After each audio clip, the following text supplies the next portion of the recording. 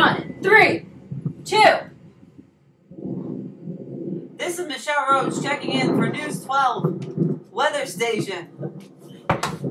I am here live in Florida, and as you can see, the storm is getting very crazy here with hurricane George. The wind and thunder building and getting stronger and stronger by the hour. I'm knee-deep in water here, as you can see behind me. We suggest everybody check into a local shelter and leave their homes immediately. Check into News 12 for more forecast information.